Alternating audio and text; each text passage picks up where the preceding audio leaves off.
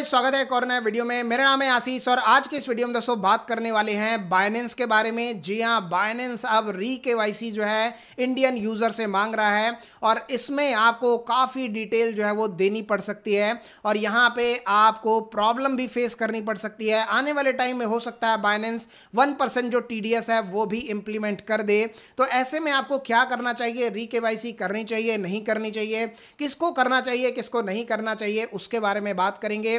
साथ ही यहां पे बात करेंगे बाइनेंस में आ रही कुछ और प्रॉब्लम के बारे में और यहां पे बात करेंगे दोस्तों मार्केट के बारे में। ये सारी इंडियन यूजर को प्रॉब्लम जो है वो एक साइड चल रही है और साथ ही मार्केट जो है वो एक साइड चल रहा है। मार्केट से तो वैसे ही परेशान है, कोई प्रॉफिट तो हो नहीं रहा, वैसे भी मार्केट काफी डाउन है।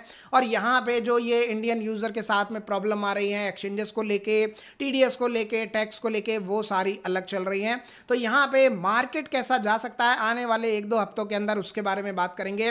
बिटकॉइन में हमें एक ऐसा चार्ट जो है नजर आया है जो ये इंडिकेट करता है कि आने वाले कुछ दिनों या हो सकता है कुछ वीक्स के अंदर अच्छा पंप देखने को मिले। उसके बारे में चार्ट में आपको बताएंगे, तो वीडियो को लास्ट तक जरूर देख लेना। अगर आप बाइनेंस यूज करते हैं तो ये वीडियो आप सभी के लिए बहुत ज्यादा इंपॉर्टेंट हो जाता है, क्योंकि अगर आपने री केवाईसी नहीं की तो 20 तारीख के बाद यानी कि कल के बाद आपका जो अकाउंट है वो हो सकता है यहाँ पे बंद भी हो जाए, आप डिपॉजिट विड्रॉल भी ना कर पाए। तो वीडियो को लास्ट तक जरूर देख लेना, पूरी डिटेल में बताएंगे, पर उसके पहले चैनल को सब्सक्राइब मारो और वीडियो को ज्यादा से ज्यादा लाइक कर दो, जिससे आपके लिए हम ऐसे वीडियोस लेके आते रहें। तो सबसे पहली दोस्तों प्रॉब्लम बाइनेंस में ये आ रही है कि जिन्होंने भी P2P ट्रेड किया था और USDT को बाय सेल किया था, अगर उन्होंने TDS डिडक्ट नहीं किया है तो यहाँ पे उन्हें इनकम टैक्स की तरफ से नोटिस आ रहे हैं और 78% तक पेनल्टी भी यहाँ पे लगाई जा रही है। इसका मतलब ये है कि अगर आपने 1 लाख रुपए का P2P किया है तो उसमें 78,000 तक पेनल्टी आपको लगाई जा सकती है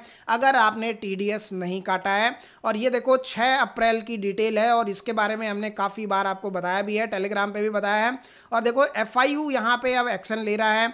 FIU से रजिस्टर होने के बाद में अगर यहाँ पे बाइनेंस जो है वो TDS नहीं काट रहा है तो आपको काटना जरूरी है। और देखो पीयर टू पीयर के केस में क्या है, बाइनेंस का तो कोई रोल ही नहीं है, सिर्फ वो एक्सचेंज है, मीडियम के तरफ पे काम कर रहा है। पर आप जिससे ट्रेड कर रहे हो, जिससे P2P कर रहे हो, जैसे आपने किसी को USDT दिया तो उसका तो नाम और आपको सारी चीज़ें पता है, तो आपको उससे डिटेल लेनी चाहिए, उसका पैन कार्ड लेना चाहिए और आपको TDS काटना चाहिए। अगर आपने ये नहीं किया है तो यहाँ पे आपको पेनल्टी आ सकती है। और उसी के बारे में यहाँ पे बताया है कि देखो एक व्यक्ति ने यहाँ पे लगभग 2022 में एक ट्रेडर ने क्रिप्टो करेंसी सोल्ड किया worth 98,500 via P2P transaction and book day 1500 profit on it, 1500 रुपए का प्रॉफिट किया और ट्रांजेक्शन जो है वो सेंट्रलाइज एक्सचेंज में हुआ, बाइनेंस में हुआ। नाउ आफ्टर 3 साल यहाँ पे जो है उसे यहाँ पे पेनल्टी आई है 78,000 के आसपास में, क्योंकि उसने यहाँ पे TDS जो है वो पे नहीं किया था, पैन डिटेल नहीं ली, TDS पे नहीं किया, तो यहाँ पे उसे 78,000 के आसपास की पेनल्टी यहाँ पे इनकम टैक्स डिपार्टमेंट से आ गई। तो ये जो पेनल्टी है वो यहाँ पे P2P ट्रेडर को लगाई जा रही है, नॉर्मल ट्रेडर की बात यहाँ पे हम नहीं कर रहे हैं जो बिटकॉइन को बाय सेल करना।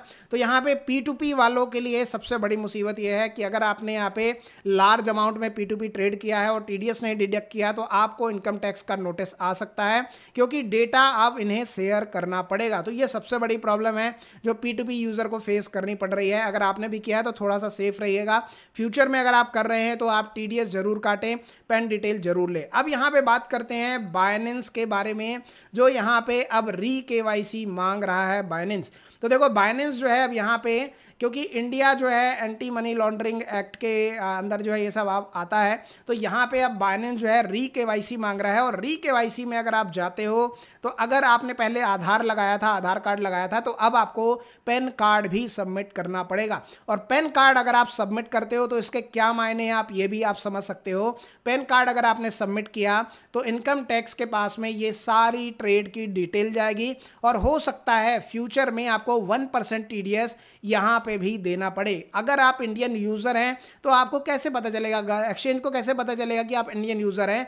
आपका पेन डिटेल अगर लगा है तो वो समझ जाएंगे कि आप इंडियन यूजर हैं। और अगर आप इंडियन यूजर हैं फिर तो आपको 1% TDS देना ही होगा। और हो सकता है फ्यूचर में जो ट्रेड्स हैं वो भी यहाँ पे 1% TDS लगाए जाएं, जैसे कॉइन डीसेक्स में यहाँ पे लगाए जाते हैं। और साथ ही देखो यहाँ पे अगर आप री केवाईसी करने जाते हो ना, वहाँ पे आपको पैन डिटेल सबमिट करनी पड़ती है, पर उसके पहले आपको यहाँ पे एनुअल इनकम प्रूफ भी मांगा जा रहा है। साथ ही आपका यहाँ पे अभी जॉब क्या है, आप सैलरीड हैं, अनएम्प्लॉयड हैं, स्टूडेंट हैं, क्या करते हैं, आपके बारे में वहाँ पे पूछा जा रहा है।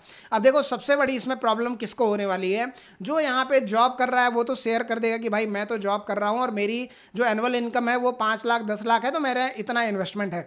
अब अगर यहाँ पे आप जॉब नहीं कर रहे हैं, आप स्टूडेंट हैं और आपका पोर्टफोलियो वहाँ पे 1 लाख 2 लाख डॉलर का है, फिर तो भाई आप फंसने वाले हैं, क्योंकि आपको यहाँ पे नोटिस आ सकता है कि भाई ये जो आपने अर्निंग करी है ये कहाँ से करी, आपने एयर ड्रॉप से करी या फिर आपने कहाँ से करी, कहाँ से पैसे लाए, किस तरीके से आपने ये अर्निंग करी, इसका भी यहाँ पे डिटेल आपसे मांगा जा सकता है। अगर आपने री केवाईसी किया तो आपको यहाँ पे एनुअल इनकम प्रूफ और साथ ही आप जो है सैलरीड हैं, अनएम्प्लॉयड हैं, क्या कर रहे हैं, वो सब मांगा जाएगा। और अगर आपने डिटेल यहाँ पे सही डाली और वो मिसमैच होती है आपके पोर्टफोलियो से, अगर आप स्टूडेंट हैं तो देखो आपका पोर्टफोलियो 1 लाख 2 लाख डॉलर का तो नहीं हो सकता, आपका होगा हो सकता है 500,000 डॉलर, या फिर आप जॉब वाले हैं तो आपका 1 लाख 2 लाख का होगा, उसमें 1 करोड़ डॉलर तो नहीं हो सकते। तो ये जब चीज़ें मिसमैच होगी ना तो आपको यहाँ पे पेनल्टी लग सकती है या फिर आपको यहाँ पे इनकम टैक्स का नोटिस भी आ सकता है और गवर्नमेंट जो है इसे यहाँ पे डिटेल ले सकती है बाइनेंस से। तो ये आने वाले टाइम में प्रॉब्लम कर सकता है। अब देखो इसका सलूशन क्या है कि अगर यहाँ पे आप चाहें बाइनेंस को मूव आउट कर सकते हैं। बाइनेंस से भी अच्छे काफ़ी एक्सचेंज है जो अभी यहाँ पे डेटा शेयर नहीं कर रहे हैं और इस केस में आप नॉन केवाईसी एक्सचेंज को यूज़ कर सकते हैं। मैं भी यहाँ पे अभी बाइनेंस को बहुत कम यूज़ कर रहा हूँ। मैंने यहाँ पे कुछ नॉन केवाईसी एक्सचेंज की डिटेल यहाँ पे देखो डाल रखी है, अगर आप चाहें तो इन्हें यूज़ कर सकते हैं। क्वाइनेक्स है जो 2017 से चल रहा है और विक्स है जो बिल्कुल अभी नया है, अगर आप चाहें तो इसे यूज़ कर सकते हैं। नहीं तो क्वाइनेक्स जो है वो बहुत बढ़िया एक्सचेंज है, 2017 से मैं भी इसे यूज कर रहा हूं। दोनों एक्सचेंजेस का लिंक वीडियो के डिस्क्रिप्शन में मिल जाएगा, वहां से जाके आप ज्वाइन कर सकते हो, या फिर अगर आप चाहो तो इंडियन एक्सचेंज को भी यूज कर सकते हो, उसका भी लिंक डिस्क्रिप्शन में दिया हुआ है। ये तो हो गई दोस्तों बाइनेंस की बात। आई होप आप लोगों को चीजें समझ में आ गई होगी। फिर भी नहीं समझ में आई है तो आने वाले टाइम में जब आप री केवाईसी करोगे और डिटेल आपको देनी पड़ेगी तो समझ में आ जाएगी। तो थोड़ा सा इंतजार करो, सारी चीजें आपको यहाँ पे क्लियर होती नजर आएगी और आने वाले टाइम में देखना 1% टीडीएस भी इंप्लीमेंट होता हुआ यहाँ पे नजर आएगा। नेक्स्ट यहाँ पे हम बात करते हैं बिटकॉइन के चार्ट के बारे में। तो बिटकॉइन के चार्ट में दोस्तों एक बहुत इंपॉर्टेंट चार्ट पैटर्न हमें देखने को मिला है जो ये इंडिकेट करता है कि आने वाले 1-2 हफ्ते के अंदर हो सकता है एक बढ़िया रैली बिटकॉइन में देखने को मिले। और ये चार्ट पैटर्न जब जब देखने को मिला है ना, बहुत शानदार इसकी एक्यूरेसी रही है, खासकर बिटकॉइन के मामले में। तो यहाँ पे अगर आप देखो ये डेली का चार्ट हमने ओपन किया है और लास्ट टाइम हमने बताया था कि बिटकॉइन देखो लगभग 73,000 का एक सपोर्ट लेवल है जो 2024 का ऑल टाइम हाई था और उसे यहाँ पे ब्रेक नहीं किया था, पर यहाँ पे जब ब्रेक किया तो 100 के आसपास गया। अभी वहां तक देखो जा नहीं पाया, यहीं से रिवर्सल ले लिया और बहुत अच्छी बात है कि रिवर्सल ले लिया, नहीं तो हमारी धड़कनें और तेज हो जाती। अब यहाँ पे अगर हम बात करें तो देखो इन्वर्स हेड एंड शोल्डर का एक पैटर्न देखने को मिल रहा है हमें, जो कि बहुत बढ़िया बुलिश रिवर्सल पैटर्न कहलाता है। यहाँ पे टेक्निकल अगर चार्ट की भाषा में हम कहें तो देखो यहाँ पे जो लेफ्ट शोल्डर है वो तो बन चुका है, पर राइट शोल्डर थोड़ा सा प्रॉपरली नहीं बना है। तो हो सकता है कि यहाँ पे हमें लगभग 82-83 के आसपास तक बिटकॉइन आता हुआ नजर आए। यहाँ पे राइट शोल्डर बन जाएगा और यहाँ पे फिर कंफर्मेशन हो जाएगा जब हम यहाँ पे ब्रेक कर जाएंगे 86,000 डॉलर का लेवल। अगर 86 यहाँ पे हम ब्रेक करते हैं तो आने वाले टाइम में हो सकता है हमें 90,000 और 95-97,000 भी बिटकॉइन जाता हुआ दिखाई दे।